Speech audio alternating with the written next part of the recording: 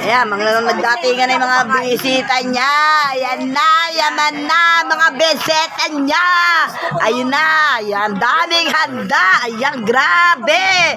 Grabe ang handa. Ay, may chicken curry. Busog na ako.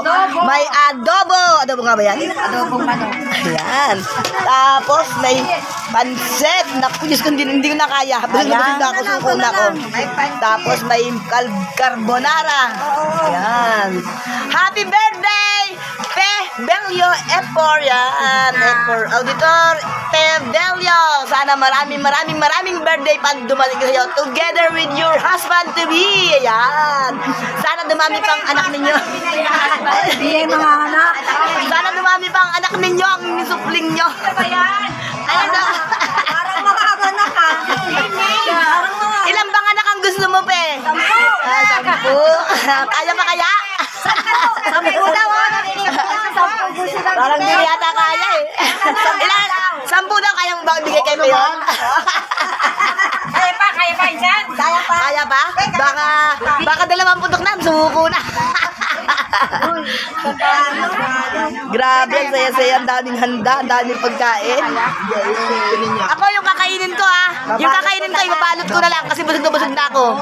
Yan, para matikman naman ang anak ko yung handa mo. Kesa abutin ng panis, pag-prepare mo ko ng konti. Mas maganda yung magsabi kasi yung ginagawa ng iba. Puta, ang tawag doon sa kumukuha ng ang tawag doon eh. Yung nagbabaon sa plastic. Ha? Nag-sharon, no, diba? Mas maganda yung nanghihingi kesa nag-sharon. Ako nga, sabi niya, baluta ko na si Henry. Diba? Masarap kainin yung yung hiningi mo, yung ibinigay sa'yo ng pusang kasi yung kukupitin mo yung pagkain dahil yun talaga ang target mo, kaya ka nagpunta rito para makapagkuha ka. Wag naman gano'n kasi masama yun. Nakakahiya yun sa badla. Nakakahiya yun sa nakakakita sa'yo. Kahihiyan mo yun. Kaya kung nagugutom ka, wala namang problema. Pag nagugutom, pakainin. Pag naguguhaw, painumin.